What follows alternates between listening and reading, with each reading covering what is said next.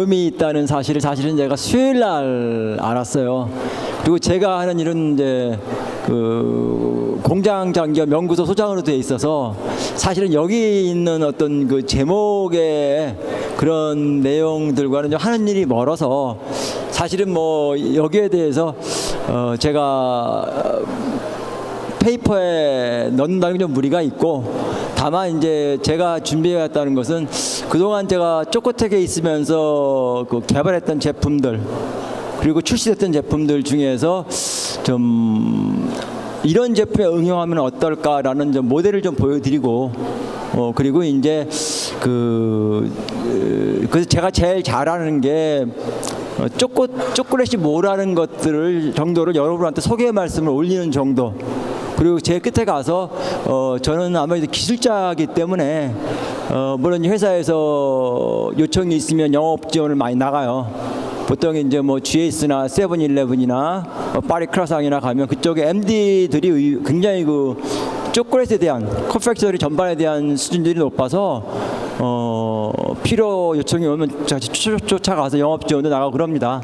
그래서 그런 데서 보고 느낀 것들에 대해 제 소감 정도를 여러분한테 피력을 하는 게 맞지, 여기 있는 것처럼 국내외 초콜릿 시장인 마케팅, 경쟁력 있는 상품 제조 과정, 저걸 알면 우리 회사 벌써 허시를 능가했을 겁니다. 먼저 제 소개부터 간단하게 올리는 게 순서일 것 같습니다. 제 이름은 정혜정이라고 합니다. 저는 충남대학 식공과를 졸업했고 대학원까지 마쳤습니다. 그리고 미국 제과협회에서 주관하는 그 컨펙셔너리 레지던트 코스를 다녀왔고요. 그리고 이제 그 초콜릿을 만드는 배합 설비를 설치와 운전을 위해서 독일 가서 연수를 좀 바꿔왔던 경험이 있습니다. 그리고 이제 제가 초코텍에서 주로 하고 있는 일은 이제 공장장 일과 연구소장 일을 겸직하고 있는데, 제가 가장 관심 있는 분야는 신제품 개발과 공정 자동화 쪽이 좋아합니다. 얘기하다 보면 결국 아마 이런 쪽 얘기가 많이 나지 않을까 싶습니다. 먼저 저희 그 회사 소개를 좀 간단하게 올릴 텐데, 먼저 콘텐츠 이거.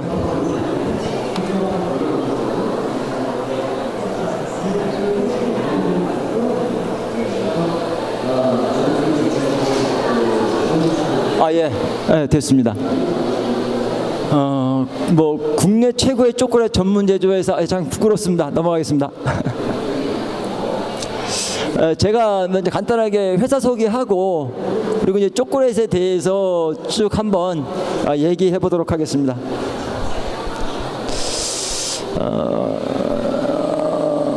우리 대표이사님께서 이제 그 자연이나 건강, 신선의 가치를 제품에 담으려니 노력을 많이 하십니다. 그리고 이제 아마도 이 제과라는 것은 허시재단처럼 아이들의 어떤 복지나 뭐 이런 쪽에 많이 관심이 있어서 할 수만 있다 그러면 여러 가지 행사나 기부 같은 것들도 많이 하고 있습니다. 그리고 이제 우리 사장님께서는 스위트 패션이라는 슬로건 아래 새로운 초콜릿 개발과 제품 품질 향상에 노당 힘을 쓰고 계십니다.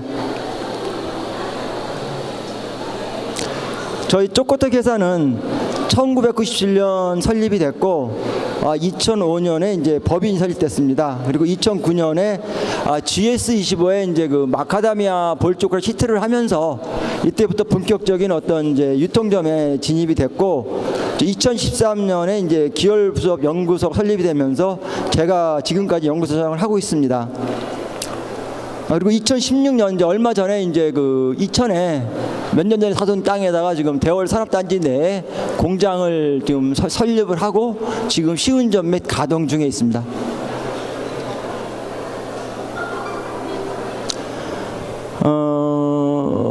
지금은 이제 마카다미아가 땅콩 회향의 주범이 마카다미아긴 한데, 어쨌든 이 제품도 한동안 잘 나갔었지만 지금 주춤합니다. 이 제품 같은 경우에는 마카다미아에다가 캐러멜 코팅을 해서 리얼 초콜릿으로 몰딩해서 만들었던 제품입니다.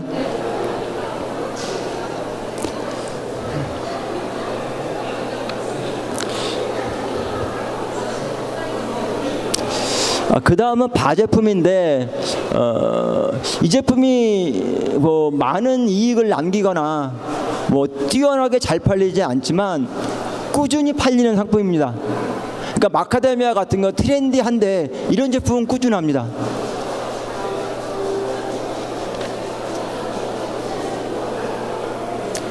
이거는 저기 그 가나슈 초콜릿에 엔너빙이라고 이제 각각의 그 전사를 올린 제품입니다.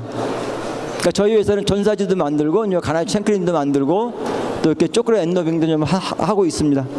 근데 이 제품이 가장 이제 어떻게 보면 국내에서 핫한 제품이긴 한데 이 제품의 이제 그 단점이라고 그러면 이제 냉동이나 냉장 유통을 해야 되고 아마도 이제 수분 함량이 높다 보니까 쉘프 라이프가 짧은 그런 단점은 있지만 이 제품에 대한 좋은 설레는 그 일본 노이즈사에서 이것도 성공적으로 좀 마케팅을 하고 있는 제품입니다. 제가 이제 이걸 설명드렸는데 다 들었습니다. 예. 이게 좀 저기 있었으면 좋을 것 같아요. 하나 더 넘어간 것 같은데. 예. 이 제품은 그 신세대 엄마들이 좀 좋아할 수 있는 그런 제품인 것 같습니다. 판 초콜릿에 그냥 그 초콜릿 자체가 건강하지 않다는 이미지들이 많이 있어서 저렇게 이제 그 건조 딸기 다이스를 좀 많이 뿌려봤고요. 저거 이제 뭐 아몬드 크런치 같은 것들을 듬뿍 뿌려서 어쨌든 좀 젊은 맘들의 엄마들의 어떤 그 타겟층으로 만든 제품입니다. 이 제품은 저는 이미테이션 가나슈라고 말합니다. 앞전에 보여드린 가나슈는 진짜 그 생크림으로 만들었는데 그걸 유통기한이 짧아요. 근데 이 제품 같은 경우에는 이제 수분이 전혀 없기 때문에 뭐 1년도 아무 문제가 없습니다. 그리고 그 생크림처럼 부드럽게 녹고 그렇지만 안마에도 그 수분이 들어있지 않기 때문에 맛에 좀 느끼한 점은 어쩔 수가 없긴 합니다. 그렇지만 이 제품도 한때는 굉장히 트렌디한 제품이었습니다. 이 제품은 저희가 주로 이제 그 파리나 SPC 그룹이나 뚜레쥬로 이런 그 윈도우 베이커리 점에 뭐 V데이나 화이트데이 뭐 이런 때 뭐 하트 불패입니다. 영원할 겁니다 아마. 하트 모양이. 그래서 뭐 제품이 뛰어나기보다는 어쨌든 저런 그 소비자의 니드에 맞는 형태이기 때문에 이 제품은 아주 굉장히 롱런이고 매년 꾸준히 많은 양을 팔고 있습니다. 예, 물론입니다. 저건 뭐 리얼 초콜릿입니다. 1년입니다. 근데 사실은 이제 1년이 충분히 되는데 이게 그 시즌 제품이기 때문에 1년은 안 찍어요. 불가능합니다. 이 제품에 생크림 베이스 센터크림 넣지는 않습니다. 예. 이제 그 다음 제품이 어떻게 보면 신세대 취향을 저격한 제품입니다. 이게 옥션에 한 2만 세트 정도 기획으로 팔았는데 불티나게 잘 나갔습니다. 요즘 뭐 그 카카오 스토리 그런 모양들에 찍힌 제품들이 굉장히 그 바람도 잘 타고 핫하게 잘 나갑니다.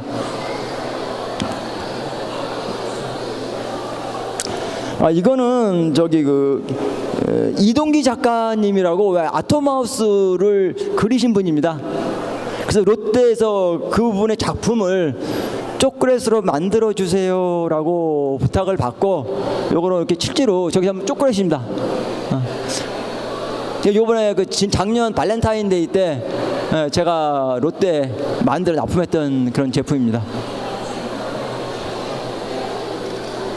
근데 이런 그 조형물 초콜릿도 뭐 제주도 같으면 하루방이라든지 뭐 이렇게 특산물을 형성한 그런 것도 뭐 되지 않을 것 같아서 한번 제가 넣어봤습니다. 여기까지 이제 그동안 초코텍에서 출시했던 제품들이 많이 있지만 제가 이제 이곳을 생각하면서 몇 가지를 간단하게 소개시켜 드렸습니다. 지금부터 이제 이 초콜릿 이론 부분은 뭐 저도 잘 알지 못하고 그것도 아시는 분들 많이 있어서 혹시 제가 잘 모르는 말 하더라도 여유 있게 좀 지혜롭게 이해해 주시고 또 가르쳐 주셨으면 고맙겠습니다. 먼저 그 이제 제과 분야, 제과 분야 그러면 제가 써놓은 것처럼 크게 그 베이커리, 컨펙셔너리, 아이스크림이라고 얘기할 수 있을 것 같습니다. 이게 학술적인 분류는 아닙니다. 다만 제가 제과를 하는 입장에서 소개할 때 사실은 우리 신입사원들 들어오면 제가 이제 오리엔테이션에서 적어도 컨펙셔너리가 뭔지는 알고 시작해야 될 것 같아서 제가 제일 먼저 일러주는 말이 이 말입니다. 그러니까 베이커리 그러면 밀가루를 주재로 한 이 과자 분야를 베이커리라고 그럽니다. 그리고 정확히 말하면 제가 하는 부분은 컨펙셔너리입니다. 뭐 혜태나 이런 데 가면 저걸 당과라고 분리를 해요. 사실은 그게 맞아요. 무슨 뜻이냐면 당을 주재료로 만드는 제과 분야를 컨펙션이라고 합니다. 그리고 마지막으로 빈과는 뭐 설명 안 드려도 아실 겁니다. 빈과. 그리고 사실은 이제 크게 아웃라인은 나눠놨지만 지금은 이게 전부 다 그 콤비네이션으로 돌아갑니다. 그러니까 쉽게 얘기해서 뭐 아이스크림에도 초콜릿 들어가고 과자도 들어가고, 그죠? 또 뭐 빵에도 뭐 초콜릿도 올라가고, 또는 뭐 빵 위에 또 그 말랑말랑한 뭐 이런 그 빵 같은 것들도 초콜릿 속에 들어가기 때문에 사실은 가면 갈수록 저 부분들이 퓨전이 일어날 것이고, 이제는 어느 한 가지만 알아서는 얘기가 좀 어려운 것 같습니다. 그래서 저도 과거에 빵도 한 6개월 정도를 공부를 한 적이 있고요. 어떤 아이스크림은 그냥 제가 독학으로 좀 공부했던 적이 있습니다. 그리고 이제 컨펙셔너리 제품들이 뭔가를 이제 간단하게 뭐 이거 말고도 많이 더 있습니다. 그렇지만 생각나는데 몇 가지 적어봤는데 대표적인 게 초콜릿, 캔디, 젤리, 캐러멜, 껌, 마시멜로우, 젤리빈 등등등등 해서 어쨌든 당을 주제로 한 이런 분야가 컨펙셔너리고, 오늘 제가 여러분들한테 설명드리고자 하는 것은 초콜릿입니다.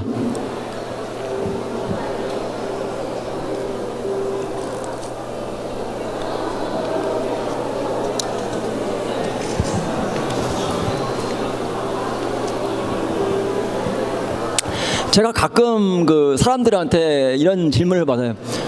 초콜릿 원액은 뭐예요? 이렇게 질문을 받습니다. 그럼 내가 이렇게 질문을 하죠. 그러면 김치찌개 원액은 뭡니까? 김치 원액은 뭐죠? 그잖아요. 그러니까 어떻게 보면 전혀 내용을 모르기 때문에 질문 자체가 좀 너무 순수한 거죠. 그래서 일단은 그런 부분부터 간단하게 좀 해설을 해드리는 게 맞을 것 같습니다. 여기 보면 이제 그 코코아 빈과 닙이라고 그랬는데 제일 그 우측에 있는 게 이제 그 저 콩 깍지입니다. 영어로는 포드라고 그래요. 그게 한 이만씩 합니다. 이만한 속에 그 옆에 콩이 있죠. 그 콩이 뭐 40-50개 정도, 50개 정도 이렇게 들어가 있습니다.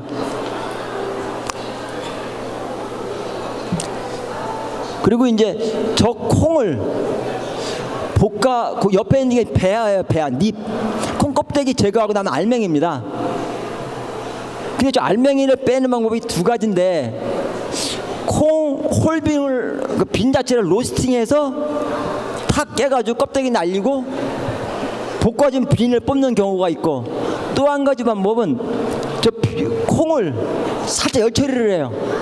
그 다음에 탁 깨요. 그래갖고 껍데기 날려요.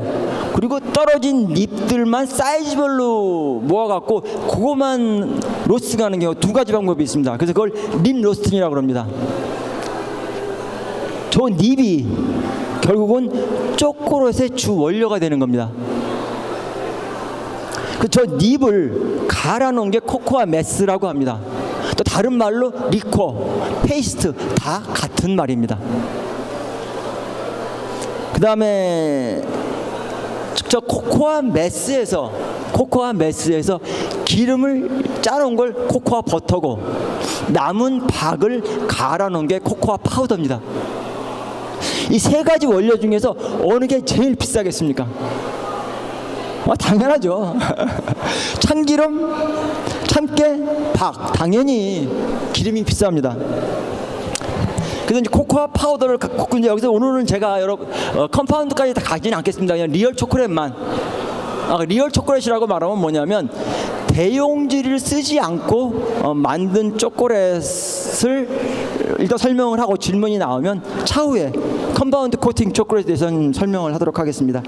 일단은 리얼 초콜릿 같은 경우 주 원료가 코코아 메스, 코코아 버터, 정백당, 분유, 향. 요게 이제 그 리얼 초콜릿을 만드는 주 원료로 보시면 되겠습니다.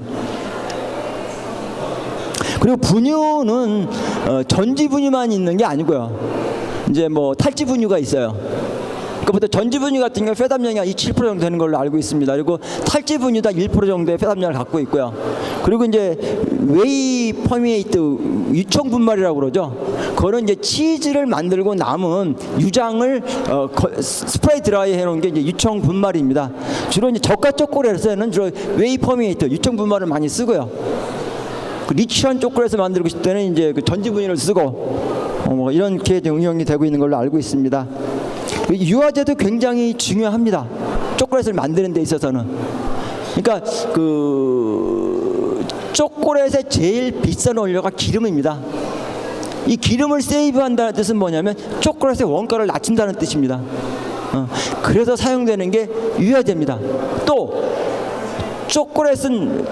초콜릿이라는 기름 속에 여러 가지 성분들이 섞여 있는데 이 전체의 이 시스템을 안정화시켜주고 홀딩하는 게 바로 유화제입니다. 이 두 가지 이유와 하나는 더 있는데 렉스틴은 주로 비스코시티를 잡아줍니다.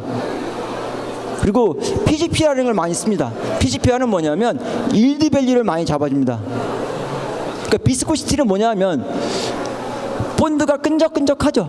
이거 점도라고 얘기할 수 있어요. 근데 일드 밸류는 뭐냐면 비누 거품을 막 내하고 딱 바닥에 떨어지면 호 불면 안 밀리죠. 버티죠. 본드는 바닥에 좀 쭉 흐르죠. 그렇지만 비누 거품은 끈적끈적하지 않죠. 무슨 얘기냐면 비스코시티는 본드가 높아요. 일드 밸류는 본드가 약해요. 반대로 비누 거품은 점도는 없지만 일드 밸류가 굉장히 강해요. 그래서 주로 렉스틴은 이 비스코시티를 잡아준 데 많이 쓰이고 이 PGPR이라는 유화제는 일드 밸류를 쉽게 얘기해서 무슨 얘기냐면 자동차도 일단 놓고 출발하잖아요. 유체들도 흐르기 시작할 때까지가 힘이 제일 많이 들어가요. 그걸 많이 낮춰줘서 몰딩성이나 그 제품 생산성이 굉장히 좋아지는 그런 이유로 많이 씁니다.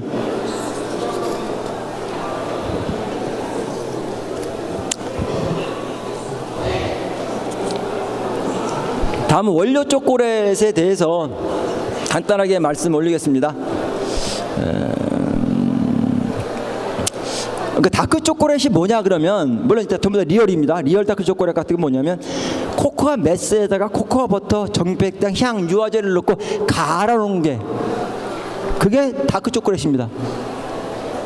밀크 초콜릿은 뭐냐? 코코아 메스에다가 버터에다가 분유를 넣고 정백당 유화제 넣고 갈아놓은 게 밀크 초콜릿입니다. 화이트 초콜릿은 뭐냐? 시커먼 색깔인 코코아 메스를 빼고 나머지 성분들을 넣고 갈아놓은 게 화이트 초콜릿입니다. 쉽게 좀 개념이 쓰시나 모르겠네요. 네.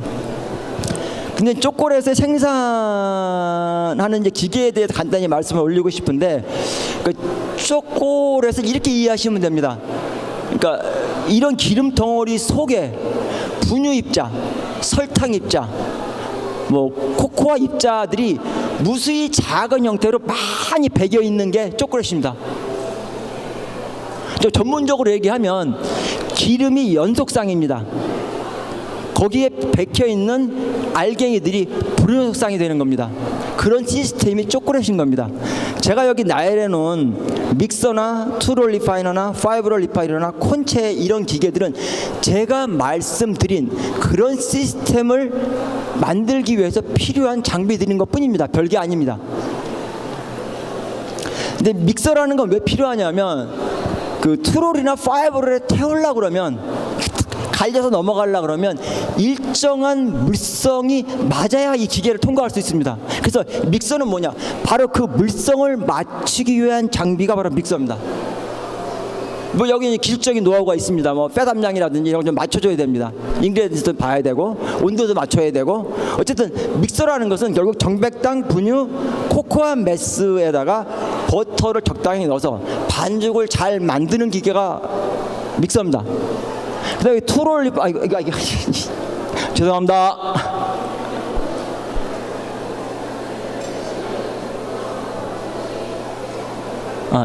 여기죠? 예. 여긴 것 같아요. 예, 맞아요. 지금 믹서 얘기했고요. 그래서 투롤 리파이너. 그러니까 투롤 리파이너는 뭐냐면 여기에 들어가는 정백당이나 분유나 코코아 메스의 파티클 사이즈가 전부 달라요. 그래서 5롤에 들어가려고 그러면 저 사이즈들이 규격화되지 않으면 5롤을 탈 수가 없어요. 그래서 보통 한 100마이크론에서 120마이크론까지 1차 사이즈 리덕션을 해주는 데가 이 공정입니다. 그 다음에 사이즈 리덕션이 된 거를 갖다가 5롤 리파이너를 거쳐서 보통 뭐 지금 시중에 나와 있는 롯데 가나 초콜릿이 한 20마이크론 정도 됩니다. 일본 제품들은 18마이크론까지 나오는데 그건 굉장히 입에서 끈적끈적합니다. 근데 유럽 사람들은 그런 거보다는 한 30마이크론 정도에서 굉장히 입에서 멜팅 비헤이비어가 좋은, 그러니까 확 녹아내리는 그런 맛을 선호하는데, 그 이상을 넘어가면 그 입자의 샌디한 것들 혓바닥에 느껴져서 기호도가 많이 떨어집니다. 그리고 마지막으로 이제 이거 굉장히 중요한 공정이 이 콘칭 공정입니다. 물론 제 경험상 이 5롤 리파이너만 통과해도 비포와 애프터가 엄청나게 차이가 납니다. 뭐 예를 들어서 이제 이건 정통 그 기계를 적어놓은 건데, 이제 이 장비가 고가이다 보니까 뭐 맥킨타이어는 리파이너 콘체나 볼밀 타입의 콘체가 있는데, 그거 같은 경우에는 이 두 가지 공정이 없고 기름 속에다가 바로 이 원료를 때려놓고 한 번에 갈기 때문에 그 프로덕트의 퀄리티가 굉장히 차이가 큽니다. 이 갈리는 공정에서도 벌써 그 입자 속에 들어있는 그 안 좋은 냄새들이 상당히 많이 제거가 됩니다.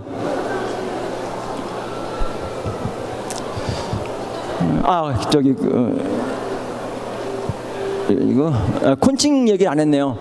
그리고 이제 그렇게 해서 그 입자가 우리가 원하는 입자까지 파티클 사이즈가 나온 다음에 이걸 콘체라는 쪽에 집어넣습니다. 그래서 콘체라는 기계는 보통 뭐 옛날에는 저걸 뭐 허쉬 같은 경우에는 아직도 그 옛날 장비를 그냥 쓰고 있어요. 그래서 뭐 거의 뭐 48시간까지 콘칭이라는 과정을 해요. 그러니까 엄청난 그 전기와 냉각수가 낭비가 되는 그런 공정입니다. 근데 지금은 이제 많이 기계들도 개량이 돼서 보통 8시간 그냥 12시간 안에 이제 보통 코칭을 끝내고 있고, 심지어 이제 독일에 제가 방문했던 그 페철리트 하이덴하우라는 회사에서는 콘체, 그 컨티뉴어스 콘체까지도 개발이 돼 있습니다. 그래서 제가 가서 시식도 해보기는 했는데 모르겠어요. 저는 별 차이는 못 느끼겠는데 유럽에서는 아직 그런 제품들은 통하지 않는 걸로 알고 있습니다. 어쨌든 이 콘칭은 뭐냐면 특히 그 코코아 메스, 이런 분유 속에 들어있는 그 휘발성 물질들을 제거하는 의미가 굉장히 큽니다. 근데 일반적으로 코코아 그 빈에 섞여 있는 그 안 좋은 맛들이라는 것은 대부분 그 수용성이고 휘발성이 강한 그런 성분들이기 때문에 이 콘칭 과정에서 강제로 공기를 투입하고 강제로 배기를 하는 과정에서 그리고 굉장히 강하게 슈어포스 저어주거든요. 온도도 보통 뭐 초콜릿에 달리긴 하지만 낮게는 60도, 높게는 70도, 80도에서 이렇게 한 8시간, 12시간을 강제 돌려주기 때문에 그 과정에서 이제 휘발성이 있는 그런 그 맛들과 또 이제 그 수분도 날아가고, 그리고 이제 캐러멜리제이션 거의 안 일어날 것 같고 단백질이 주 역할을 하는 메일라드 리액션이 많이 좀 일어날 것 같아서, 그리고 또 그 온도면 보통 한 유주방이 한 60도씨 정도면 열변성을 일으키는 온도기도 합니다. 이런 여러 가지 맛에 의해서 초콜릿 고유의 맛이 탄생을 합니다. 그건 이제 기계마다 다르고 메이커마다 자기 회사에 맞는 그런 맛점을 잡아가지고 자기만의 제품들을 생산을 하고 있는 겁니다. 그리고 또 이제 각각의 파티클들의 또 사이즈라든지 또 그 크기라든지 뭐 이런 것들도 그런 과정 중에서 좀 모양이 좀 라운드해지고 뭐 이런 여러 가지 좋은 효과들이 있습니다.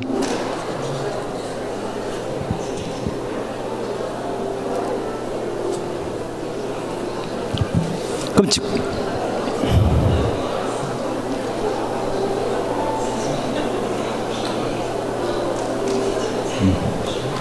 그렇게 만들어진 이제 원료 초콜릿을 가지고 이제 뭐 그 완제품을 만들게 되는데, 이제 제가 좀 여기 템퍼링은 좀 빠져 있긴 한데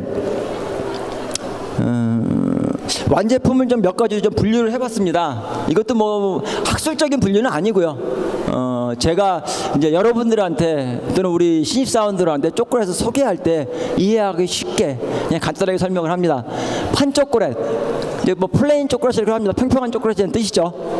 그래서 그 뭐 예를 들면 뭐 가나 초콜릿 같은 거죠.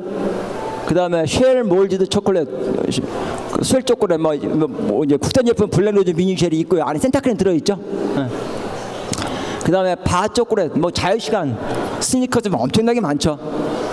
그 볼 초콜릿, 펜이드 프로덕트, 그래서 그 펜에서 그 아몬드 볼 초콜릿 돌려 만든 거고요. 그리고 이제 콤비네이션 초콜릿, 그러면 이제 뭐 페라로 로쉐, 그죠? 뭐 과자도 들어있고 뭐 여러 가지가 복합되어 있는 이런 콤비네이션 제품들이 분류해 볼 수 있습니다. 그러면 이 제품들을 만드는 이제 라인들을 간단히 좀 설명을 하겠습니다. 먼저 몰딩 라인.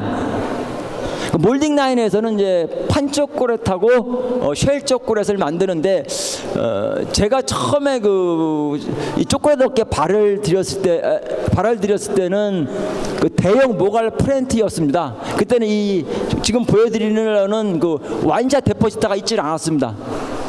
근데 지금 보여드릴 것은 완샷 데포지터입니다. 이거부터 설명해드리겠습니다. 설명보다는 한번 보시면 알 것 같아서 그냥 동영상을 제가 그냥 가져왔습니다.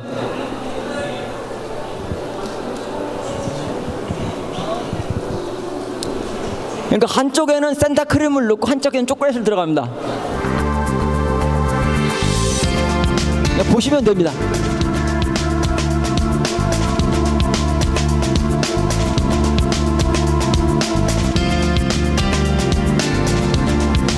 초콜릿 들어가고 있죠.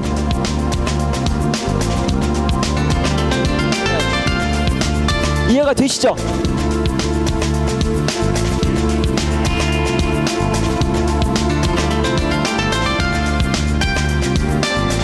이런 모양들 만들 수 있습니다.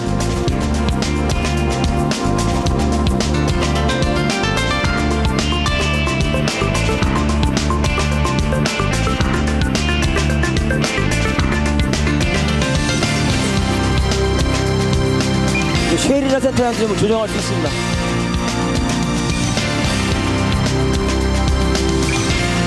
이 속에 센터크림 좀 들어있는 겁니다.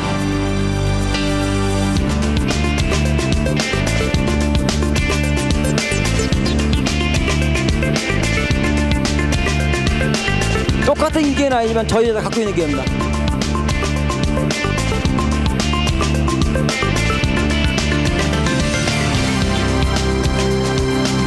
롱샷인데 롱샷, 길게 짜는 건 롱샷.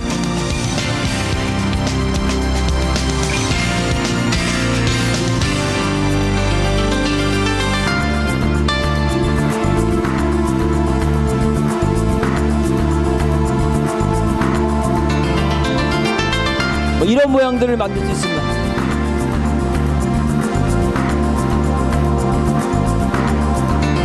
전부 다 쉘 몰딩입니다.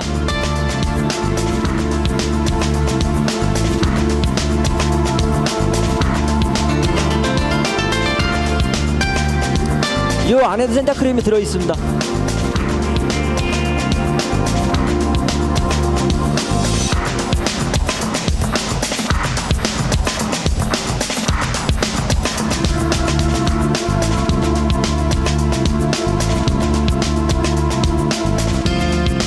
그러니까 이런 모양을 만들려면 아까 말씀드렸던 일디밸류나 비스코시티에 대한 기본적인 이론과 상식이 없으면 흐름성이 안 맞아서 못 만듭니다. 네, 그렇습니다. 몰드 없이 합니다. 요게 이제 시럽이 들어가 있는 거고요.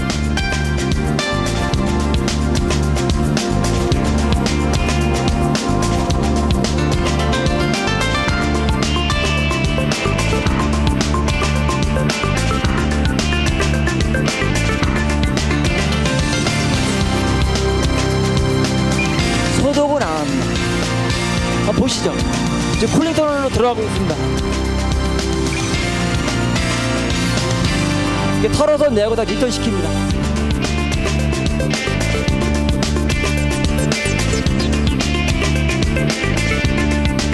이제 다 이제 됐습니다.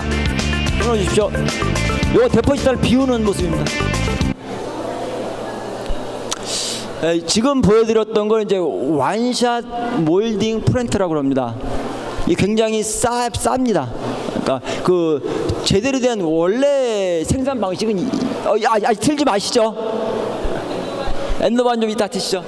원래 생산 방식은 이게 제가 그 처음에 들어가보니까 그 델바 모갈 프렌트가 돼 있었는데 비례기가 25m입니다. 폭이 15m, 이쪽 25m, 15m. 그래갖고 이게 엄청 큽니다. 뛰어다녀야 됩니다. 그래갖고 어떻게 되냐면 제일 처음에 데포지터가 있어요. 두 대가 있어요. 거기 몰드가 들어가면 초콜릿을 짜요. 뒤집어요.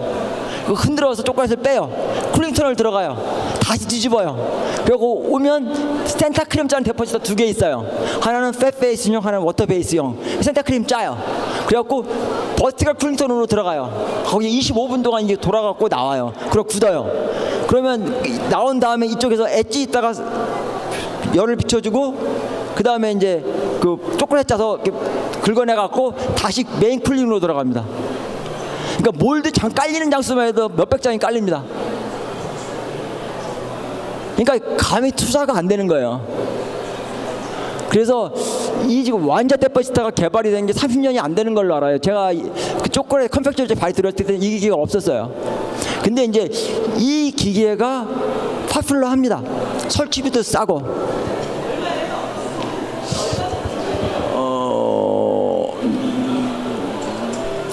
아무리 안 돼도 한 1억. 데포지터만.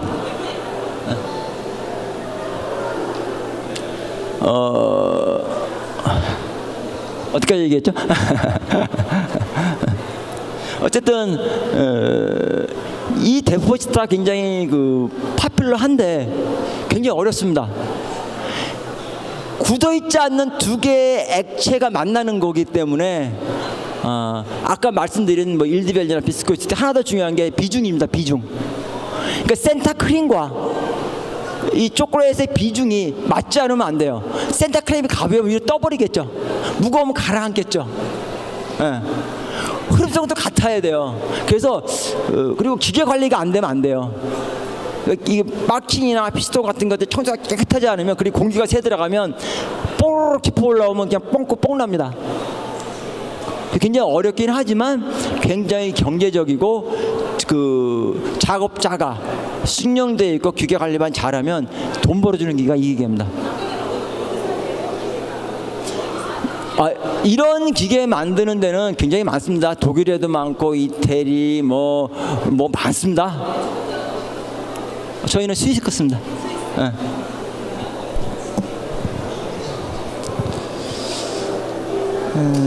예, 그다음 이제 엔노빙 들어가죠. 죄송합니다. 뭐 엔노빙은 그냥 뭐 어지간하면 아실 것 같고 그냥 설명 없이 보는 걸로 하겠습니다.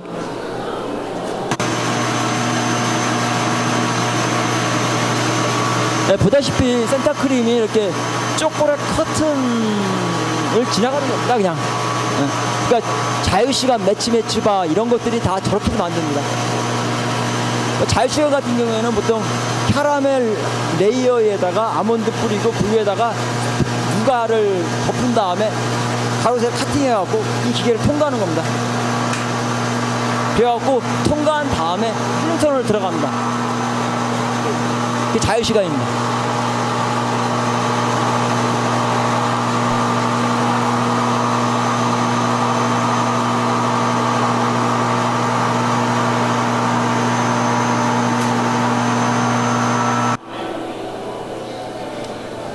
이게 이제 엔노바고요. 그리고 이제 이 초콜릿이 굽기 전에 여기서 이제 그 전사 시트 같은 거 올리죠. 그래서 뭐 전사도 올리고 뭐 어차피 뭐 이제 경험이 많으신 분들 계시니까 그다음 뭐 그렇습니다.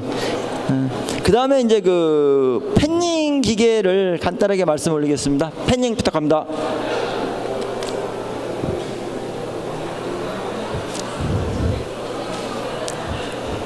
이거 우리 회사 거 아닙니다.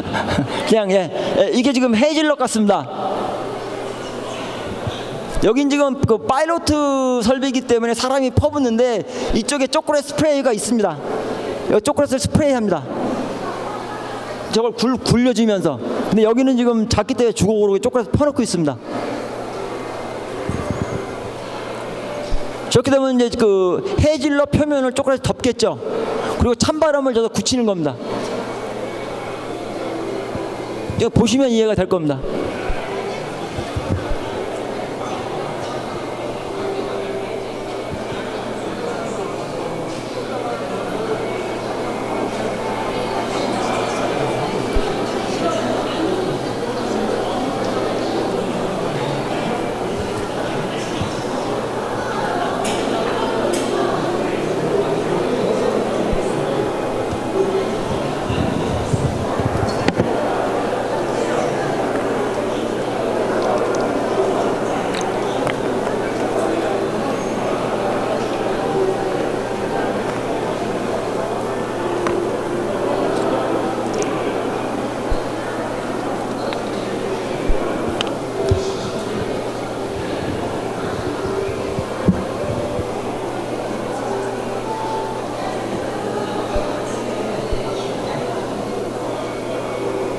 것 같아요. 그죠?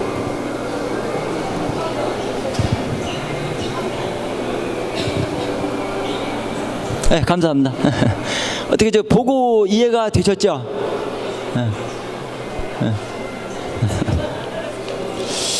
네, 여기까지가 제가 이제 정식으로 준비한 프레젠테이션은 여기까지입니다. 혹시 뭐 기술적으로나 궁금한 것들이 있으면 뭐 뭐든지 답변해 드리겠습니다.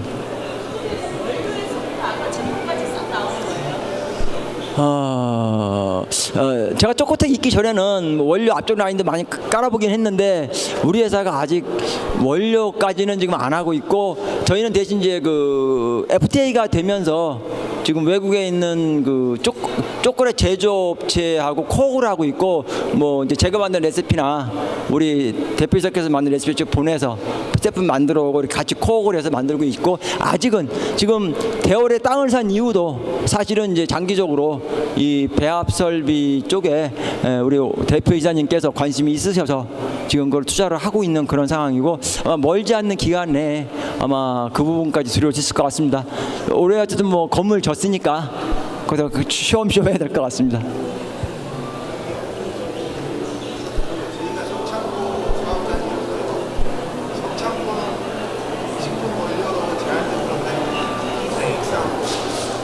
아, 석장포를 액상으로 그것 예.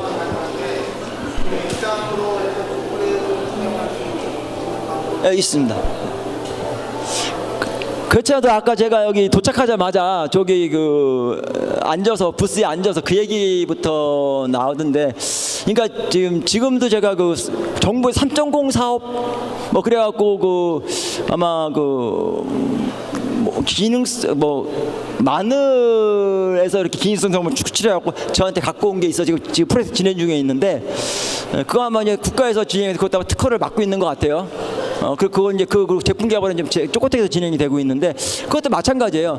그러니까 일단 액상이면 그 자체를 그냥 사용할 수 있고요. 그리고 액상하고 그 다크 초콜릿하고 그 아까 그 원대포에서 사용을 할 때는 그 점성이 맞아야 된다고 했죠. 원산 대표 스타요. 네. 그 얘기 말씀드리겠습니다. 예. 그거는 그러니까 두 가지입니다. 원료를 액상으로 넣을 수 있습니다. 걷다가 뭐 당이나 뭐 이런 거 물엿이나 뭐 어떤 뭐 여러 가지 그 보일링을 해서 그걸 맞춰서 넣을 수 있고요. 위스키 봉봉이라고 아십니까? 위스키 봉봉. 측의 어떤 그런 접근이 가능하고요. 또 캐러멜처럼 만들어서 아까 보셨듯이 그렇게도 가능하고요. 또 하나는 그 석창포 그 엑기스를 스프레이드를 해야 하는 겁니다. 일반적으로 덱스트린하고 같이 스프레이드를 하는 거 있는데 그렇게 해서 파우더화해서 그걸 또 그러니까 크림에 섞어서 들어갈 수 있습니다. 다만 제가 그 과정에서 그 퀘스천을 던지는 건 뭐냐면 이 원료가 내열성이 있습니까 없습니까 체크를 합니다. 내가 공정 과정에서 열을 가해버려서 그 실활이 돼버리면 의미가 없기 때문에 그런 인포메이션만 정확하게 주면 그걸 어떤 형태로든지 고객께서 원하는 데 제품을 풀어서 어플리케이션은 가능한 것 같습니다. 더 뭐 아까 보니까 중국에 2012년도에 수출했다고 나왔더라고요. 중국에는 어느 쪽으로 수출이 지금 되고 있는지. 그거 지금 제가 기억 못하겠습니다. 지금은 안 하고 있어요. 그것들이 뭐 컨티뉴어스하게 이루어지기보다는 뭐 그것 때문에 이제 작년에 우리 대표자님 모시고 제가 저기 중국에 다녀오긴 했는데 이게 파샬로 진행이 될 때가 많습니다.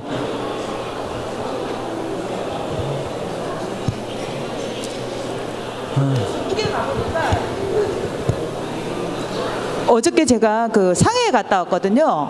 가보니까 그 수입된 그 제품만 놔서 파는 그런 슈퍼가 있더라고요. 그래서 거기 들렸는데 그 한국 거는 고려당은 어딘지 모르겠는데 고려당께 초콜릿 제품이라든가 젤리 제품 그리고 그 우리 흔히 얘기하는 별사탕 있잖아요. 그런 제품 해가지고 굉장히 그 미니 제품을 굉장히 많이 이렇게 해서 그쪽 그 분 말로는 이 제품이 제일 많이 나가는 제품이다 그렇게 했는데 이쪽 저쪽 우리가 벤치마킹 갔는데 한국 제품이 별로 없더라고요. 네, 별로 없어요. 유럽 제품들이 많이 들어와 있고 별로 없고 근데 이제 중국 시장을 굉장히 아마 당분간은 굉장히 긍정적으로 보는 이유가 뭐냐면 중국 사람들 자체가 자국 제품에 대한 신뢰도가 굉장히 떨어져요.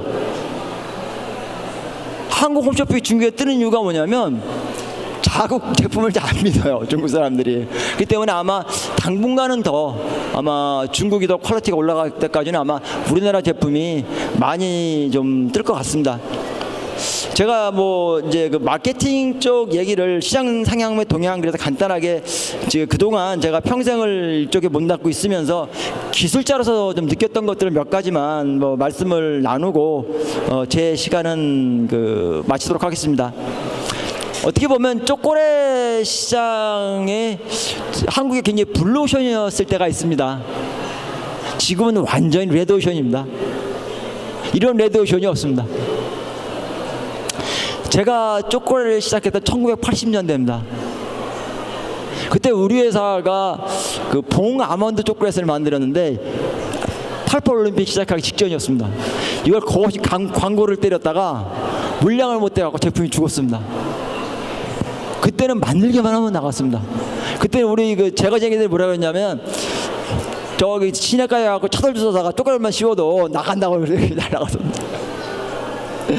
그때는 진짜 그 배합 설비부터 시작해서 엄청난 시설 투자를 했고 그때 저도 굉장히 많은 뭐 외국 기계들을 거의 안 만져본 게 없을 만큼 많은 시설 투자를 했었습니다. 이런 변화가 바뀌기 시작하기 2000년대 들어서면서 이제 우리나라 GMP도 올라가고 해외여행 자유화됐죠. FTA 타결됐죠. 이러면서 이제 그 국내 소비자들의 초콜릿에 대한 니즈가 높아지고 그리고 이제 FTA 철폐되면서 수입까지 철폐되고 이러면서 이제 외국 제품들이 물려 들어오기 시작했는데 그때 업체들이 국내 로컬 업체들이 하나도 거기에 대한 대응을 안 했던 것 같습니다.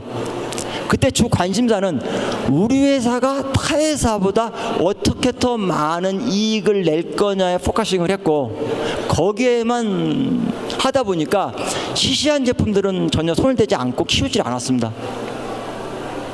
그리고 지금은 심지어 다 외국으로 이제 나가는 상태입니다. 지금의 시장 트렌드가 바로 그런 지금의 시장 트렌드가 우리 초콜릿 업계가 대기업은 날아간 거고요. 우리 중소기업들이 틈새가 생긴 겁니다. 지금 그 틈새들을 정확하게 메꾸고 있는 데가 뭐냐면 외국 브랜드들입니다.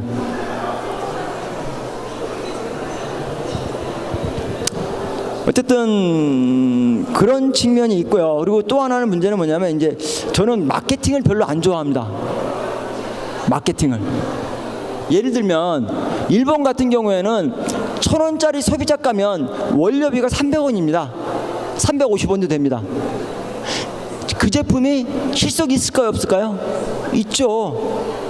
제가 대기업하고 OEM을 하면 제가 대기업에 납품하는 금액이 소비자가 1,000원이면 350원이나 300원에 납품을 해야 됩니다. 그죠? 그러면 그 제품의 원료비는 10원 정도 되면 잘 됩니다. 그럼 소비자는 결국 뭐냐면 1,000원 내고 10원 원료밖에 못 먹는 거예요. 그 얘기는 뭐냐? 제품의 질이 좋을 수가 없습니다.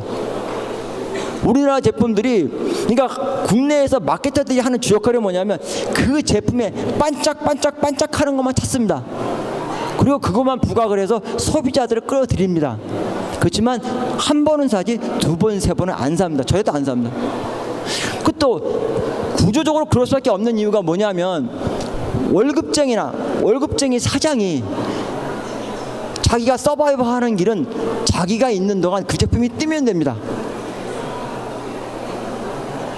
그러니까 무슨 얘기예요? 롱텀에 대한 플랜은 필요가 없는 거예요. 지금 우리나라가 뺏긴 시장을 찾아오려고 그러면 이미 대기업은 워낙 시장이 세분화되어 있기 때문에 그 각각의 시장을 들어갈 수가 없어요. 그들은 그렇게 작은 시장에 투자할 수가 없습니다. 관리도 안 돼, 이력도 안 돼요. 어차피 그 중소기업 몫이에요. 그러려면 지금 제가 제주도의 시장 상황에 대해서 부정적인 얘기들을 하는 것 가끔 듣습니다. 초콜릿 질이 너무 낮다라는 얘기들을 하는데 저는 반대입니다. 우리 제주 초콜릿이야말로 한국에서 성공한 모델이라고 봅니다. 수요의 거의 100%를 팔고 있을 만큼 잘 하고 계십니다. 그런데 왜 제주 시장의 초콜릿이 질이 안 좋으냐라고 얘기하죠. 왜 그렇겠습니까? 좋은 거 만들지 몰라서요? 아니요.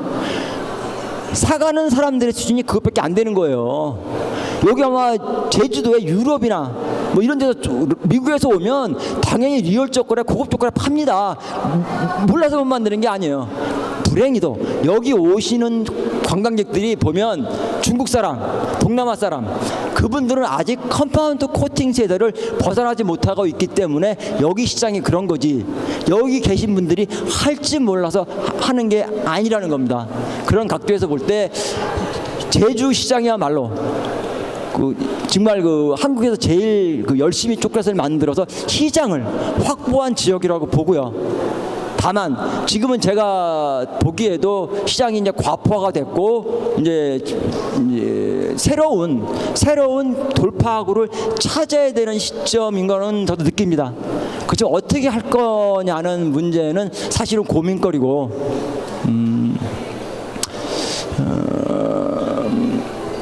제 생각은 그렇습니다. 뭐 제가 답을 드릴 수 있는 건 아니지만 어떤 톡톡 튀는 제품들은 톡톡 튀고 끝납니다. 아까 내가 바제품 보여주셨죠? 그거 정말 남는 거 없습니다. 그 제품은 대기업들이 엄청나게 많이 만들기 때문에 그래요. 근데 그 제품은 죽을 리가 있을까요, 없을까요? 없어요. 계속 조금씩 나가요. 돈이 안 돼서 그렇지. 제가 MD를 만나러 가면 MD가 톡톡 튀는 제품을 만들어 달라고 그럽니다. 그거 한 파스 나가잖아요. 딱 압니다. 얼마짜리인지. 적으면 7천만 원, 많으면 1억입니다. 원료비, 원재료비, 인건비 다 해서 들여서 하면 제가 그만큼 받고 딱 터는 겁니다. 그 다음에 안 나갑니다. 안 나가요. 그거는 또 바로 또 코드 바꿔야 돼요. 그러니까 어떤 기발하고 특별한 거를 찾기보다는 꾸준히 나갈 수 있는 제품에다가 뭘 더 할 거냐, 우리 게 뭐냐를 찾는 게, 이건 오랜 시간이 걸릴 겁니다. 하루 이틀 되는 게 아니니까 오너께서 중소기업 오너께서 의지를 가지고 지금 기본 베이스가 돼 있는 걸로 아니 거기에서 적게나마 계속해서 롱텀으로 그걸 투자를 하면서 방향을 잡아가고 찾아나가는 노력이 있어야지.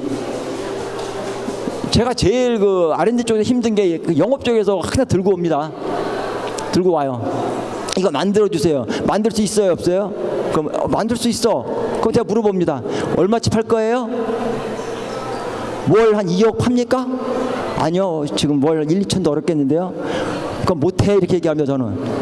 그럼 손으로라도 만들어 주세요. 그러면 기한합니다. 원가가 나올 거야, 안 나올 거야? 안 나옵니다. 안 나옵니다. 이런 이제 딜레마에 있습니다. 그렇지만 그래도 희망이 있는 건 뭐냐면 그 초콜릿은 그 제과 중에서 제일 비싼 하이 퀄리티의 제품의 군에 들어가 있고 보통 GM풀이 2만 불이 넘으면서부터 한번 빵 터지는 시장이 이 시장입니다. 옛날에 그 사조하고 그 동원인가요? 참치 싸움 나가고 결국 시장이 빵 커졌잖아요. 그럴 때가 한국이 거의 임박했고 그리고 아마 그렇게 들어가시는 제품군이 아마 좀 고급 초콜릿적인 거는 맞을 것 같고 아까 말씀드렸듯이 생크림이나 뭐 너트 페이스트를 이용한 뭐 프라린이나 뭐 트루플이나 뭐 이런 쪽에 어떤 시장이 한번 터질 거는 같습니다.